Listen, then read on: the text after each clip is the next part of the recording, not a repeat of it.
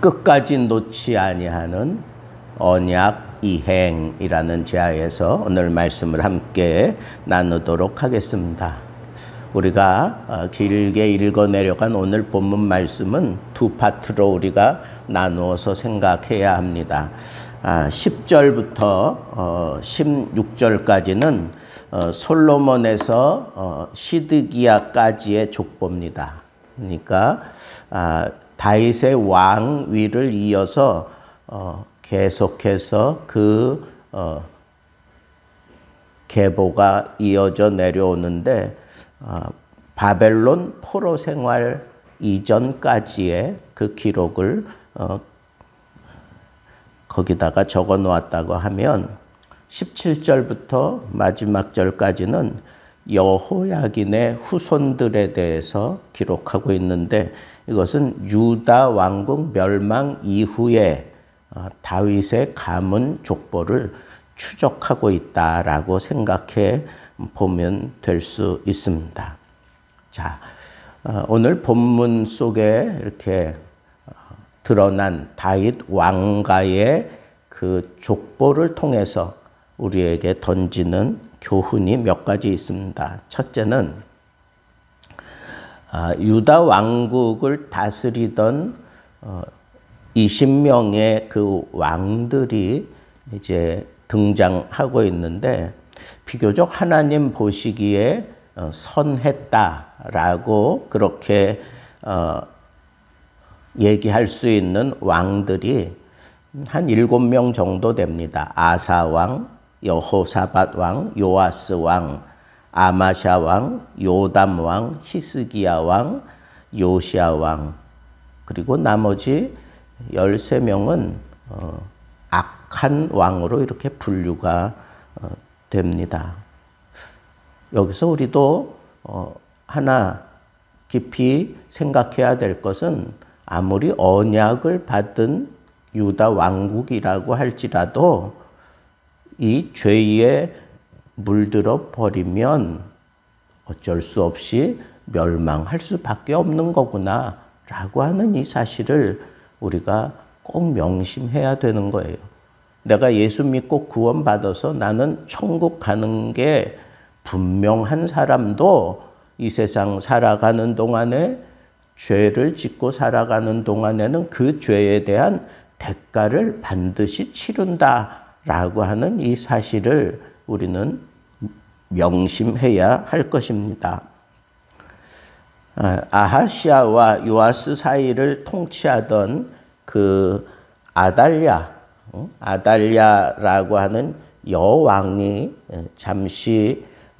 그 열왕기서에는 등장하는데 오늘 본문에는 나타나지 않아요. 왜 그럴까요? 그것은 그 아달랴라고 하는 여인은 다윗의 후손도 아니고 다윗 가문의 왕위를 강제로 잠시 찬탈했던 그런 악한 여자이기 때문에 이 족보를 다룸에 있어서 집어넣을 수가 없는 거죠. 이스라엘 전 민족사가 아니라 하나님의 선택에 의해서 언약에 의해서 하나님의 이 구속의 역사가 어떻게 흘러갔는가라고 하는 걸 보여주려고 하는 것이 이 족보의 의미, 가장 중요한 내용이잖아요. 그렇다고 하면 다윗 언약의 성취를 분명하게 보여주기 위해서 이 족보가 기록되어 있다라고 하는 것을 우리는 명심해야 합니다. 결국 언약의 계승이 인간의 선한 행위나 아니면 인간의 어떤 혈통을 지키려고 하는 그런 부단한 싸움에 의해서 이어지는 것이 아니라 하나님의 은혜, 주권적인 섭리에 의해서 이 구속의 역사가 흘러왔다라고 하는 것을 아주 선명하게 이 족보는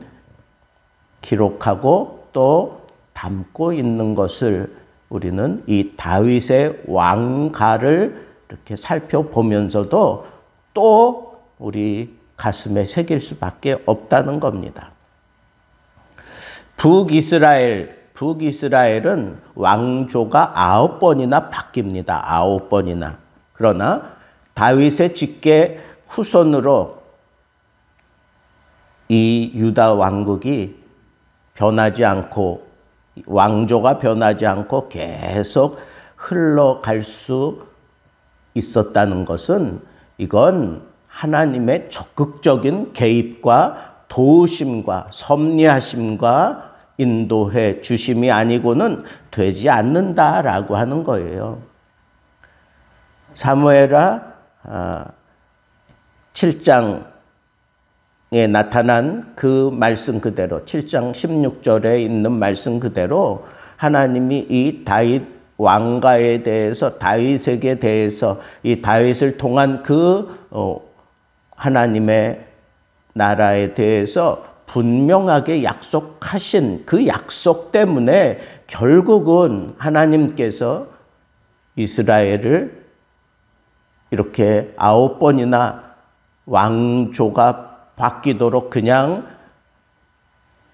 내버려 두셨지만 남유다는 철저하게 하나님께서 지켜내고 있는 것을 우리가 볼 수 있다라고 하는 거예요.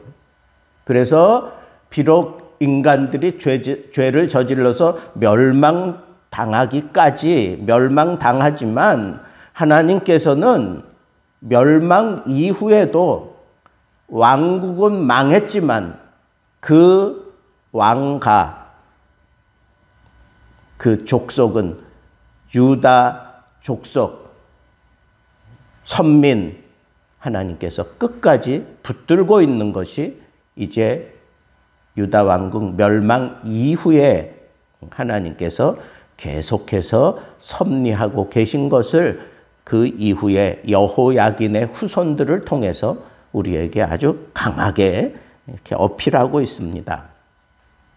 유다 왕국이 자기들의 죄악으로 인해서 멸망의 심판을 받았지만 그럼에도 불구하고 다윗의 계보는 하나님의 언약에 의해서 단절되지 않고 끝까지 메시아 되신 예수 그리스도에게까지 그 언약이 계속 이어져 내려오다가 예수 그리스도 안에서 온전히 성취되었다라고 하는 것을 보여주는 것이 바로 마태복음 1장에 나타나는 예수 그리스도의 족보입니다. 스알디엘, 스룹바벨 이외에는 오늘 본문에 아주 세세하게 기록되어 있는 이름들이 마태복음에는 나타나지 않습니다. 그런데 마태복음 그 족보는 이렇게 다윗에게 아주 집중하고 있는 족보이기 때문에 14대씩 세 부분에 대해서 이렇게 편집을 했기 때문에 많이 이렇게 생략될 수밖에 없는 것이고, 그리고 다윗이라고 하는 그 히브리어 철자가 바로 고 14대, 14회이기 때문에 그렇게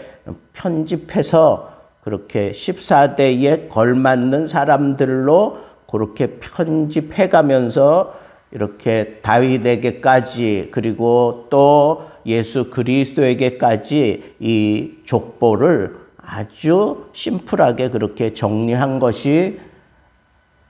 마태복음 족보이기 때문에 오늘 본문에 등장하는 많은 사람들이 다 생략되고 있는 것도 볼 수가 있습니다. 저는 이 사실을 통해서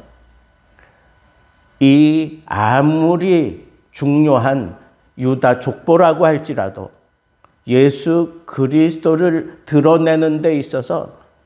가장 핵심적인 그런 사람들이 아니고는 그 족보에 들어갈 수가 없다라고 하는 것하고, 또 반대로 예수 그리스도를 위해서라면 내가 유다 족보에 분명한 사람이지만 기꺼이 내가 그 모습을 감추고 있는 그런 모습도 우리는 이 족보의 흐름을 통해서 받을 수 있는 교훈입니다. 예수를 위해서라면 내가 지켜야 될 자리 당당하게 지킬 줄도 알아야 되고, 예수를 위해서라면 내가 이름 없이 빛 없이 그냥 슬그머니 그냥 사그라질 수도 있어야 한다라고 하는 것이 이 언약의 하나님의 분명한 교훈이다라고 하는 것을 우리는 여기서도 깨달을 수가 있습니다. 바벨론에서 이제 포로 생활을 마치고 귀환한 이후에 다윗의 후손인 스룹바벨이 이스라엘의 통치자가 됐다고 하는 것도 우리가 예의주시해야 되고, 이 하나님의 사랑과 은혜가 선민 국가인 유다 왕국은 멸망시켰을지라도 선민 그 자체만은 계속해서 지켜내고 있었다라고 하는 것을 70년 포로 생활하는 동안에도 하나님께서는 이 선민 족보를 하나님이 손에 쥐고 계셨다라고 하는 사실도 우리는 그냥 지나칠 수가 없습니다. 스룹바벨은 바벨론 포로 생활에서 돌아올 때 제1차 기한 때 돌아와서 예루살렘 성전을 다시 중수하고, 그리고 그 백성들을 통솔하는 아주 유능한 유다의 지도자입니다. 예루살렘의 지도자입니다. 그가 바로 유다 족속이라는 거예요. 예수 그리스도의 가문을 이어가고 있는 분명한 언약의 족보다라고 하는 이 사실을 통해서 인간들이 죄를 저지르고 70년 동안 멸망당하고 이름 없이 빛 없이 그 명맥을 유지해 올 수 있도록 하나님이 강한 손으로 그들을 붙잡았고, 또 돌아와서 이 유다 족속이 지도자가 되어서 이 예루살렘을 다시 통치하게 만들고 하나님을 제대로 섬기라고 성전을 중수하는 일에 앞장서고, 이 다윗이 했던 그 다윗이 왕으로서, 그리고 성전에 대한 열심과 그리고 예배에 대한 열정을 특별하게 성경이 다루었던 그 중요한 DNA를 이 스룹바벨이 그대로 가지고 있다가 돌아와서 예루살렘을 다시 중수하고 성전을 다시 그렇게 지어내고 하나님 앞에 무엇보다도 예배하는 일에 최선을 다할 수 있도록 지도했던 다윗의 DNA가 그대로 이 스룹바벨을 통해서 나타나고 있다고 하는 이 사실을 우리가 생각할 때 이 세상 모든 것들은 다 사그라지고 없어질지라도 하나님을 향한 이 믿음만큼은 DNA가 그대로 살아있어서